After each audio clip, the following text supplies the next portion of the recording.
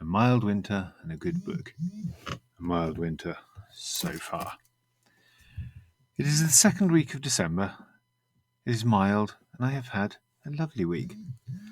Some weeks I grind like a maniac, busying myself in the great outside from dawn till dusk, and others I tick along quite nicely, feeling completely connected to all that is around me, and don't have much to report. This was one of the second sort. Honestly, it was lovely. I got myself into a bit of a much-needed routine, and I'm planning on working on that to make things even easier in the coming weeks. I have, unsurprisingly, been thinking a lot about writing, the process and the mechanics of it. The older I get, the easier it gets to sit down and write without needing to procrastinate from here to Chattanooga and back. But the harder it is to sit down, curl up with a good book and simply read. I know so many people who used to be permanently glued to a novel, head down, imagination soaring, guided by the skilful process created for them in black and white, but who now find it almost impossible to start. So step one of the routine has been to feed the pigs, make a cup of tea with toast if I put the fire on, and run into the pages of a book. Just as an artist camps out in galleries, an aspiring actor is to be found in the theatre or the cinema, so a writer needs to read and read and read some more. For many years I harboured a desire to write a great work of fiction, but never got started with it because I felt it was important to first read everything of note that had gone before. The process and the endurance of writing anything of length and structure requires an immersion in all that has been said, and so I started at the beginning. That was a rabbit hole. Where was the beginning? Tristram Shandy, Robinson Crusoe, Gilgamesh. I've read quite a lot of books now, probably more than most people I know, but it has become harder of late. The ubiquitous stream of screens dominating our spare time, a manufactured addiction to show us adverts. We should never underestimate the staggeringly successful investment of brains and money that has been poured into making the most perfect dopamine delivery system that has ever been created, merging the control of Huxley's Soma and the numbing power of every hitchhiker's favourite pan-galactic gargle blaster. Getting back into reading seems like it might be difficult, but in my case, just an hour in the morning has been wonderful. I'm not even particularly enjoying the book that I decided to go with, although I am determined to finish it. I won't say what it is, but I went with a Booker Prize winner, which always said to me, very readable and worthwhile. This one, I'm not so sure about.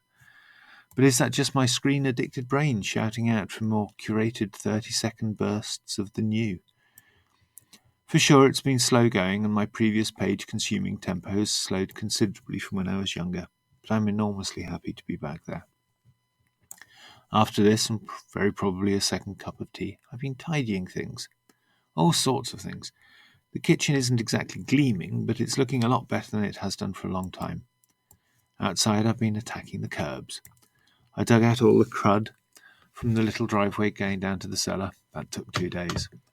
All the leaves on the road down to the pigs have either been shovelled into the dirt under the trees which released them, or piled onto the compost, or heaped into the potager.